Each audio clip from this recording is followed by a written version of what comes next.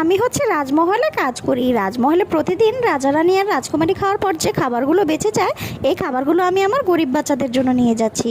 ওদেরকে এগুলো খেতে দিলে ওরা কতই না খুশি হবে। আরে এই কাজের লোকটি কোথায় যাচ্ছে আমাদের খাবার চুরি করে? যাই তো ওর পিছু পিছু, আর গিয়ে দেখি তো কি কাজটাই না করছে। আমাকে দেখতেই হবে। এই না ছোট্ট সোনা, তোমাদের জন্য মাংস এনেছি। আরে হ্যাঁ, দরজা ভেঙে ভেতরে গিয়ে দেখি, কি তুই আমাদের বাড়ির মাংস এনে এখানে খাওয়াচ্ছিস? তোর এত বড় সাহস! আমাদেরকে খেতে দাও, আমরা খুবই ক্ষুধার্ত। আরে আরে, এটা আমি কি করলাম?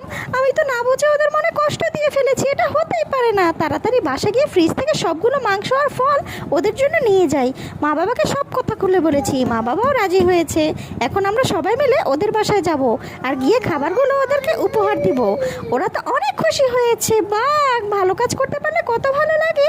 এখন ওদের ছানাগুলো খুব সুখে শান্তিতে থাকবে, আর আমার ছোট্ট রাজকুমারীটা বন্ধুরা, অনেক ভিডিওটি ভালো ভালো হবে। লাগলে অবশ্যই আমার চ্যানেলটি সাবস্ক্রাইব করবে আর লাইক কমেন্ট শেয়ার করতে কিন্তু ভুলবে না। নেক্সট ভিডিও দেখার আমন্ত্রণ রইল।